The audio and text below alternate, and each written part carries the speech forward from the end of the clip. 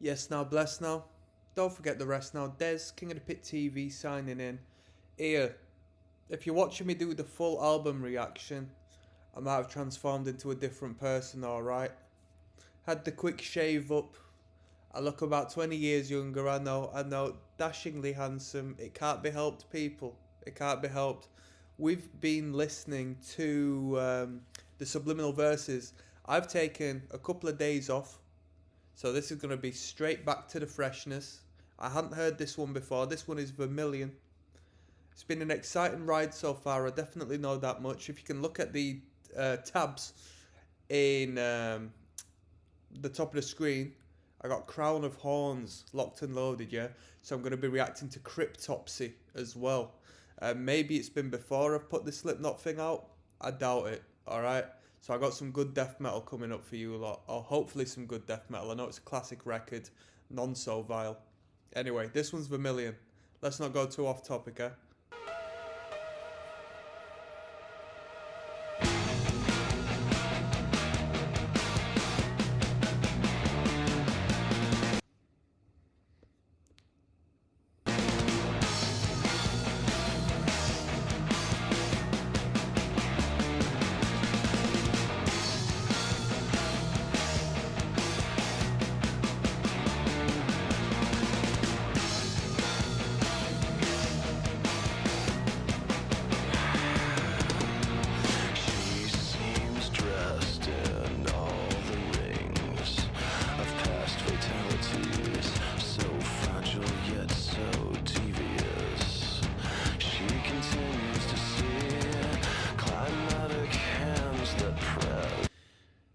Them keys are really spooky. Bum bum bum bum. This has been an inventive record so far. This is quite different to what we've heard in the last couple of records. It seems like Slipknot have actually dialed down on the extremity in this record. Let me just double check what we've got as the information here, the credits. So look at all of these names, man. Unknown, Ted Jensen and Terry Date. Do you know what they did? Two unknown characters right there. Unknown, Philip Broussard. So as we can see here, producer Rick Rubin. Rick Rubin's just done a talk with Joe Rogan, which at this current moment in time I've not checked out, but I'm looking forward to getting into that. I wonder if he speaks on Slipknot at all. I hope he speaks on Slayer. That'd be pretty cool. Speaking to one of my mates regarding listening through to this record at band practice, he says, is it Corey? Corey was going through like some serious drug problems at this time, or maybe he tends to go on a cycle to go through these problems during each and every record. Might be a publicity stunt. I doubt it, but he definitely during this record he was going through some troubles. Well, I say definitely. You know, this record more than others apparently. I can't say definitely because I know nothing about this band. On my chest, enter the night that she came home forever.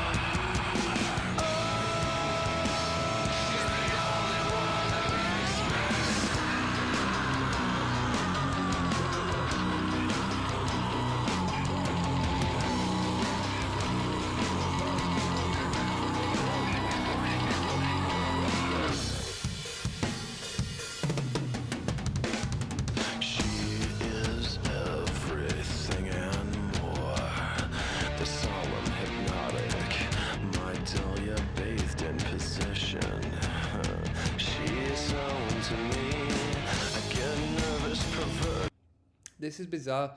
The guitars at this particular section of the record have sort of transformed into a more... Well, to be fair with you, even on the first tune, the prelude, there's been more of a rock guitar going on. We've had like the dips into the death metal and so on and so forth and like the heavier stuff, but there's been a lot of like rock guitaring, lead guitars, and this song in particular so far, the guitar isn't the instrumental isn't unique in the grand scheme of things, but for Slipknot, this is a lot different to what I've heard so far. When I see her, it's worse. It's not completely like complete melodicism, but it's melodic, you know. I was trying to relate it to a band, but I couldn't really put my finger on anything it sounds alike. But the stress is astounding. It's now or never. She's coming home. She's the only one that makes me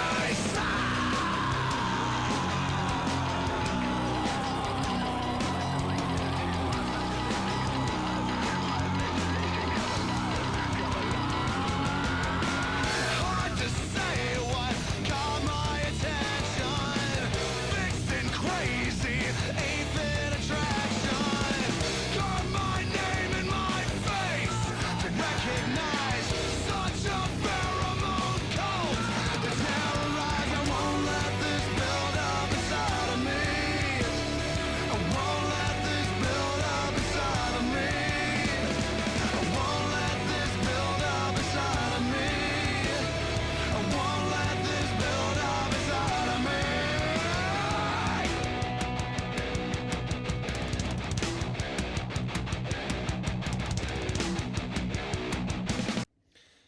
We're more than halfway through. Sorry, I've not got an incredible amount to say on this record so far. I think this tune is a bit bland. You know, I've not got much to talk on.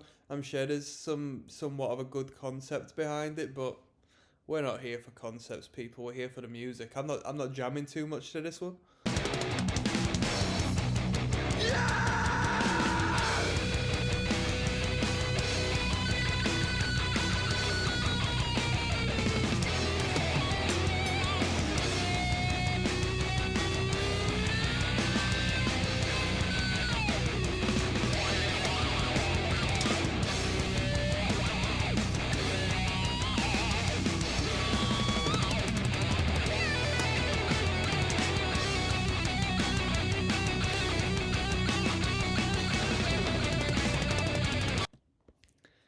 Slipknot have really dialed down the intensity, and for this band, I don't like it. I do like the choruses and the big epic rock, stadium rock choruses, but this is too tame because here on the front cover we've got the bloody murderous red background with the black and white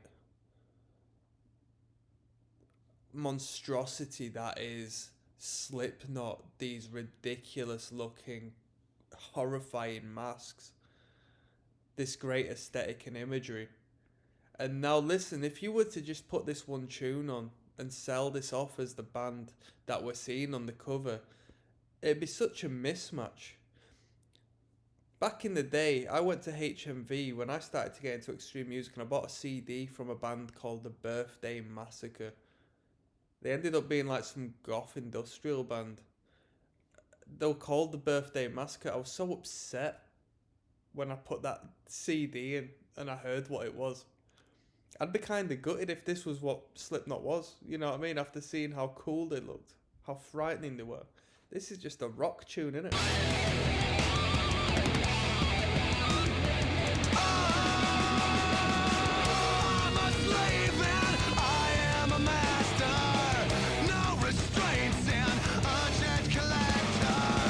I'd go as far as saying the riffs are a little bit uninspired as well. Yeah, I am completely hating, by the way, and I've seen the amount of views this one's got, so I'm sure I'm disagreeing with whomever is watching this video right now. Hey, it is what it is. Check out the rest of my videos. There is some Slipknot I really do like. Alright.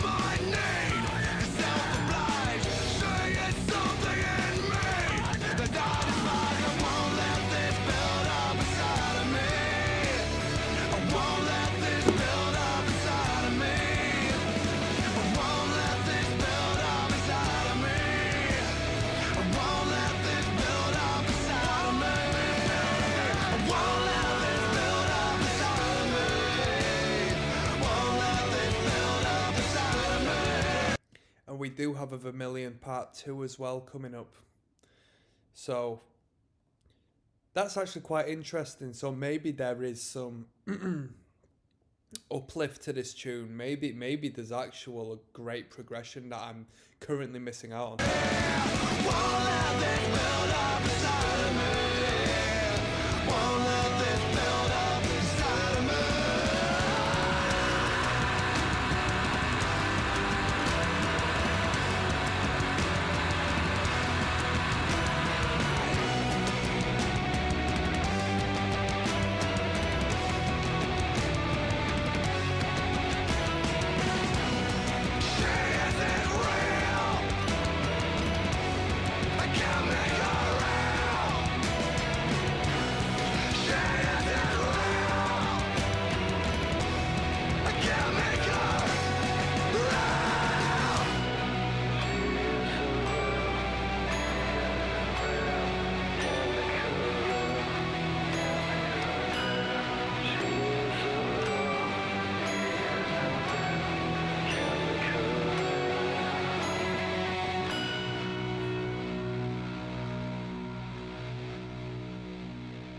Right, that wasn't my cup of tea, yeah.